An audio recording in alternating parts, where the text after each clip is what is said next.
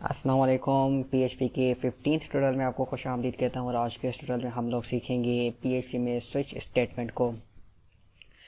आपने देखा होगा कि हमने इफ़ एल्स यूज़ की थी, सेम उसी तरीके से हमारी स्विच स्टेटमेंट होती है। मतलब कि एक हमारी कंडीशन, मतलब कि इसमें भी हम डिफरेंट कंडीशंस पे काम करते हैं। दोनों में फ़र्क ये है कि उसमें हमारे पास जो है मल्टीपल एक्सप्रेशन थी, लेकिन यहाँ पर स्विच स्टेटमेंट में हमारे पास सिर्फ और सिर्फ एक एक्सप्रेशन होगी।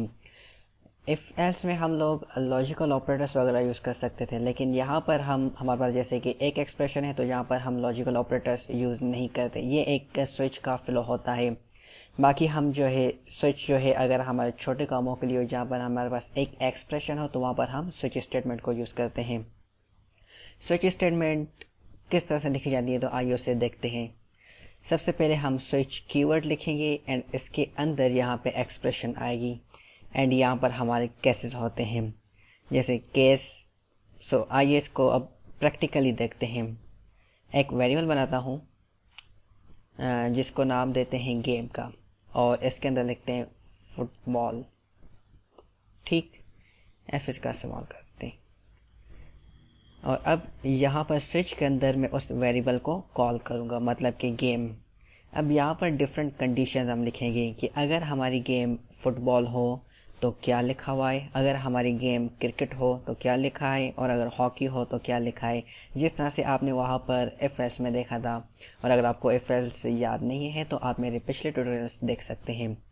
ओके, सो यहाँ पर हम जो है डिफरेंट केसेस लिखते हैं।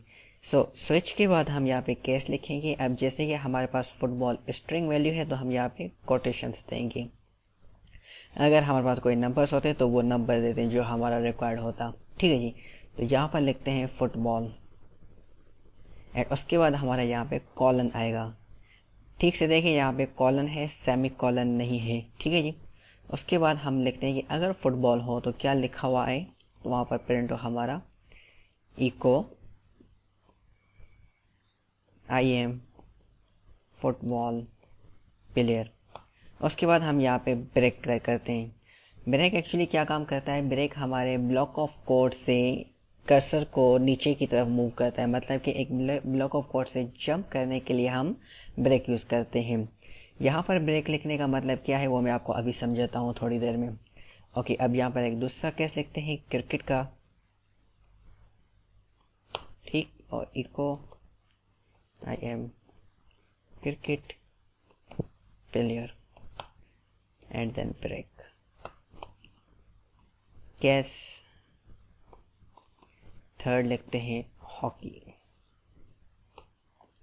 और यहाँ पर इको करते हैं I am hockey player and then break. आइए इसको रन करके चेक करते हैं कि क्या ये हमारा काम कर रहा है। और ये देखिए आई एम फुटबॉल प्लेयर यहाँ पे लिखा हुआ शो हो रहा है, क्योंकि यहाँ पर हमारी जो गेम की वैल्यू है वो फुटबॉल है। अगर मैं यहाँ पर क्रिकेट कर दूँ तो फिर देखते हैं कि हमारा क्या लिखा हुआ आता है। रिफ्रेश किया और यहाँ पर देखिए क्रिकेट लिखा हुआ आ रहा है।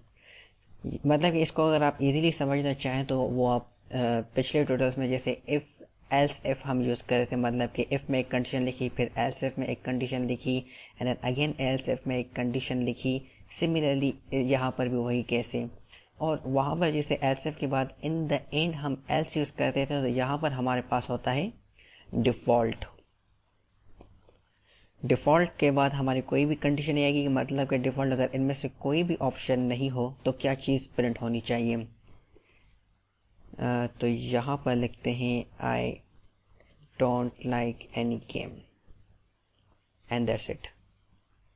और अब यहाँ पर हम क्रिकेट को हटा के कोई ऐसा ऑप्शन लिखते हैं जो कि यहाँ पर हमारा मेंशन नहीं हो। सो मैंने ABC लिख दिया और आइए रिफ्रेश करते हैं और ये देखें I don't like any game.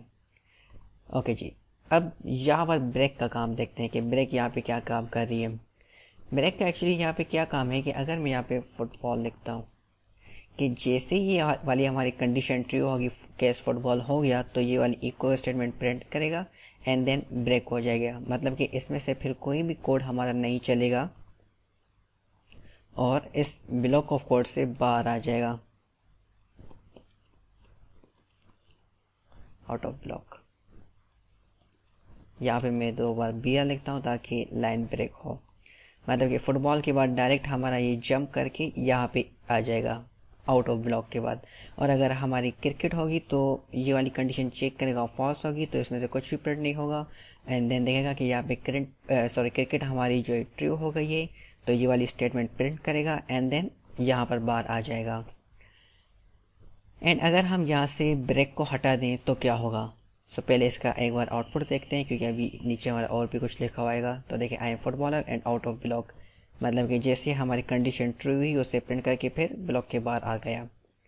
अब अगर हम यहाँ से ब्रेक हटाते हैं तो फिर अब आप देखिएगा कि क्या हो रहा है। मैं इसे कमेंट कर देता हूँ। एंड आई गेस कि आपको कमेंट्स का पता होगा कि क्यों यूज़ करते हैं। कमेंट हम यूज़ करते हैं अपने लिए, और ये जो है हमारे ब्राउज़र को मतलब कि ब्राउज़र से इग्नोर कर देता है। ठीक है, अब मतलब कि ब्रेक हमने यहाँ पे नहीं लिखा, तो अब इसका आउटपुट देखते हैं क्या आता है।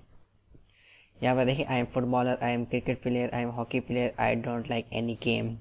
मतलब कि जहाँ पर हमारी कंडीशन ट्रू हुई उसके बाद हमारा जो है अब ब्रेक नहीं लगाएगा और सारी जो चीज़ें हैं वो प्रिंट करता जाएगा। जैसे यहाँ पर तो मैंने फुटबॉल लिखा था, अगर क्रिकेट लिखते हैं तो फिर देखते हैं कहाँ से स्टार्ट करता है। अब मतलब कि ये वाली चीज़ स्किप कर देगा क्योंकि यहाँ पर कंडीशन फॉल्स है। क्रिकेट यहाँ पे ट्रू होगी तो क्रिकेट के बाद जितने अभी नीचे कोड होगा वो सारा प्रिंट कर देगा, मतलब कि आउट ऑफ ब्लॉक नहीं जाएगा हमारा। रिफ्रेश किया और देखिए आई एम क्रिकेट आया और आई एम जो फुटबॉलर है वो यहाँ से जा चुका है। इसी वजह से हम यहाँ पर ब्रेक यूज़ करते हैं ताकि जैसे ही हमारी कंडीशन ट्रू हो जाए तो वहाँ पर हमारा कोड स्टॉप हो जाए एंड स्विच से बाहर आ जाए। सो गाइस, ये था हमारे पास PHP में switch. Thank for watching and don't forget to subscribe.